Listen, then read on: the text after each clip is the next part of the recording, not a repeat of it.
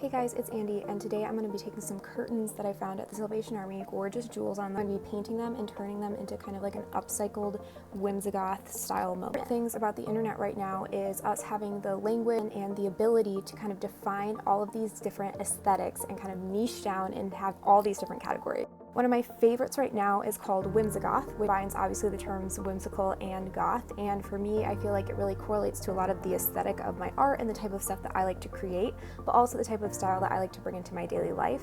I think it throws back to a lot of aesthetics that were really fun for me and really inspiring for me as a kid in the 90s and the early 2000s. Right off the bat, when I hear Whimsigoth now, I think witchy, but my favorite thing about it is that it's this kind of artistic, like celestial style that also involves a lot of color, kind of playful shapes, and a lot of curves, gold, and that aren't necessarily all just dark, like that kind of super heavy dark side of goth. Example of the Whimsigoth aesthetic that I think of when I think of this word: 1997 Rodgers Hammerstien's Cinderella.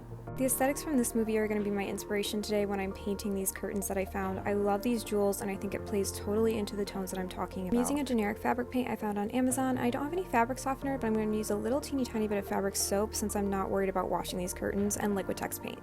The beading detail on these curtains made me think specifically about Cinderella because in the aesthetic for this movie there is so much gold detail.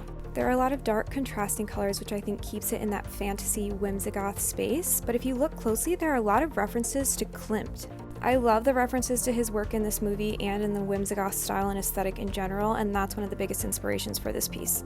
So far the painting is going really well. I'm trying my best to blend on the fabric because I think it creates a cooler effect, and just using a little teeny tiny bit of the fabric soap. Now I'm going to go ahead and put in some stars. I'm going to do Van Gogh style stars. It's mixing a little bit funky with the soap, but I think it'll be okay. I don't mind the stars being soft because I think the key to this aesthetic is softness alongside that darkness, and I love how it turned out.